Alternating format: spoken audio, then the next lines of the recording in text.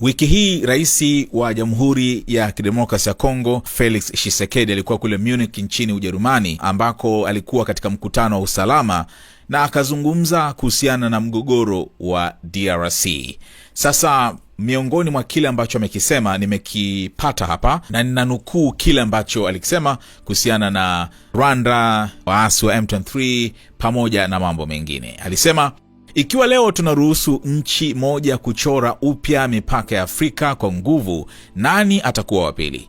Ni eneo gani linalofuata litakalozozaniwa? Ni taifa gani litakaloathirika na athari za kitendo hiki hatari? Na ni wakati wa kuchukua hatua. Jamhuri ya Kidemokrasia ya Kongo ni taifa huru, na kama taifa lingine lolote huru, lina haki na wajibu wa kulinda uadilifu wake wa kieneo na kuwalinda raia wake. Kwa kuzingatia mashambulizi tuliyolazimishwa kuyapokea, tutatumia njia zote tulizonazo kurejesha amani na kuhakikisha usalama wa taifa letu. Nasema tena hapa, hatutokubali tena nchi yetu itumiwe kama uwanja wa vita kwa ajili ya tamaa ya baadhi ya majirani zetu. Hatutokubali tena rasilimali zetu za kimkakati ziporwe kwa manufaa ya maslahi ya kigeni, huku wengine wakitazama kimya wakifaidi machafuko haya. Kwa kifupi, ili kumaliza vita hii, viongozi wa dunia wanajua suluhisho. Kinachokosekana ni nia ya kisiasa kutekeleza vikwazo mahususi dhidi ya utawala wa Kigali. Wanaokaa kimya lazima wasimame na kuchukua hatua, kwa sababu kukaa kimya kunaweza kuwafanya waonekana kuwa washirika wa ukatili unaoendelea hivi sasa katika Jamhuri ya Kidemokrasia ya Kongo. Kila mmoja wenu hapa mwenye hata mamlaka kidogo, iwe ni ya kufikisha ujumbe au kufanya maamuzi kwa kiwango chochote kile, anaweza kutoa mchango wa kiishara, mchango ambao huenda ukaleta suluhisho kwa janga linalowakumba watu wetu mashariki mwa Jamhuri ya Kidemokrasia ya Kongo. Kuhusu uwezekano wa mazungumzo ya moja kwa moja na M23, rais wa nchi hiyo alikuwa wazi, hilo ni danganyo na halina uwezekano wa kutokea. Alisema, hili si swala la ego, si swala la kiburi au majivuno tunapokataa kuzungumza moja kwa moja na M23. Kwanza kabisa, sababu ya msingi ni kwamba M23 imefanya mauaji halaiki kwa raia na imebomoa kambi za wakimbizi wa ndani ambako walikuwepo wanawake na watoto. Waliuawa kinyama. Kwa hiyo kwetu sisi M23 ni kundi la kigaidi na hatuwezi kujadiliana wala kufanya mazungumzo na magaidi. Sababu ya pili ni kwamba kuna mchakato wa Nairobi ambao unashughulikia masuala ya makundi ya waasi. Kwa hivyo M23 ikiwa kundi la waasi, linapaswa kushughulikiwa kama makundi mengine yote yaliyo ndani ya Jamhuri ya Kidemokrasia ya Kongo. Sababu ya tatu ni kwamba M23 si chochote wala lolote, bali ni kibaraka wa Rwanda. M23 ni kisingizio kinachotumiwa na Rwanda, lakini ukweli ni kwamba nyuma ya kundi hili ni jeshi la Rwanda linalopigana.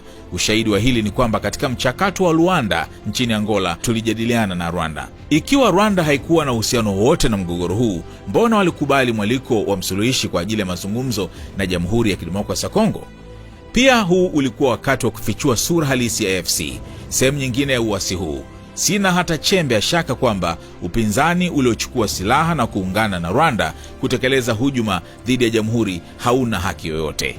Ukweli ni kwamba waandaaji halisi wa mpango huu wanajificha, na mpanga mkuu wa njama hizi ni mtangulizi wangu Joseph Kabila, lakini hakubali wala kuwajibika kwa vitendo vyake. Kwa hivyo kuna pande mbili zinazoshambulia Jamhuri ya Kidemokrasia ya Kongo. Upande mmoja ni M23, kundi lililotupu kisera na kibaraka wa Rwanda. Upande mwingine ni AFC, kundi lililoundwa na Joseph Kabila. Hizi ndizo sura mbili za uovu unaotaka kuiangamiza Jamhuri ya Kidemokrasia ya Kongo, lakini hawatofanikiwa katika njama yao mbaya, kwa sababu watu wa Kongo hawatakubali. Kulinda taifa ni wajibu mtakatifu. Si nous laissons aujourd'hui un pays redessiner les frontières de l'Afrique par la force, qui sera le prochain? Quel sera le prochain territoire contesté? Quelle nation subira à son tour les conséquences de ce dangereux précédent? Il est temps d'agir. La République démocratique du Congo est un État souverain, et comme tout État souverain, elle a le droit et le devoir de défendre son intégrité territoriale et de protéger son peuple. Face à l'agression qui nous est imposée, nous userons de tous les moyens à notre disposition pour restaurer la paix et garantir la sécurité de notre nation. Je le dis encore ici, nous n'accepterons plus que notre pays serve de champ de bataille aux ambitions prédatrices de certains de nos voisins. Nous ne tolérerons plus que nos ressources stratégiques soient pillées au profit d'intérêts étrangers, sous le regard complice de ceux qui se nourrissent du chaos.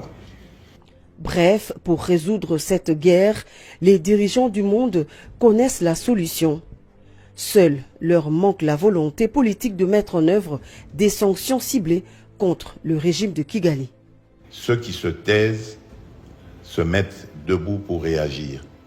Parce que se taire, il risque d'être considéré comme être complice de la barbarie qui sévit actuellement en République démocratique du Congo.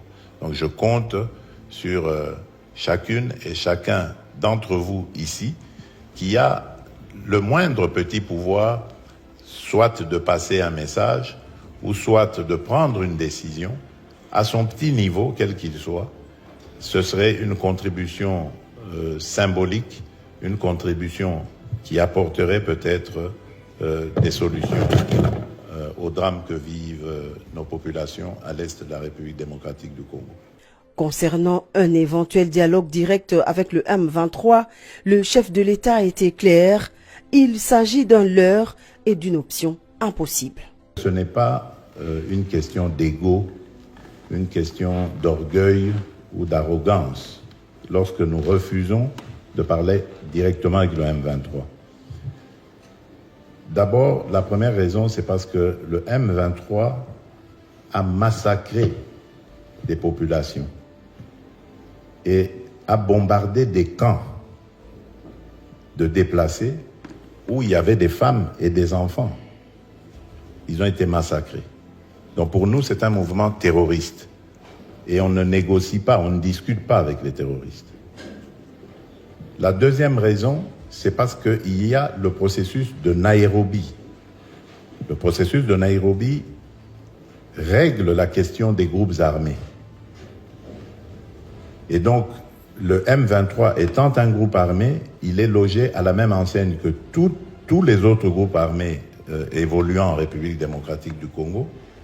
Et il doit avoir le même traitement, donc il doit rentrer dans ce cadre. La troisième raison, c'est parce que le M23 est un mouvement, j'allais dire, qui est vide de contenu. C'est en fait un supplétif du Rwanda. Le M23 est une sorte de paravent que le Rwanda met, mais en réalité, derrière, c'est l'armée rwandaise et donc le Rwanda qui se bat. La preuve de ce que je dis, c'est que dans le processus de Luanda en Angola, nous avons discuté avec le Rwanda. Si le Rwanda n'avait rien à voir dans ce conflit, pourquoi est-ce qu'il répondait aux invitations du facilitateur pour discuter avec la République démocratique du Congo? Et enfin, c'était aussi l'occasion de démasquer la vraie nature de l'AFC, l'autre composante de la rébellion. Je n'ai absolument pas l'impression que l'opposition qui a pris les armes, qui a fomenté avec le Rwanda ce coup contre la République est dans son bon droit. D'ailleurs, la preuve, c'est que les vrais commanditaires se cachent. Et le vrai commanditaire de cette opposition, c'est mon prédécesseur, c'est Joseph Kabila.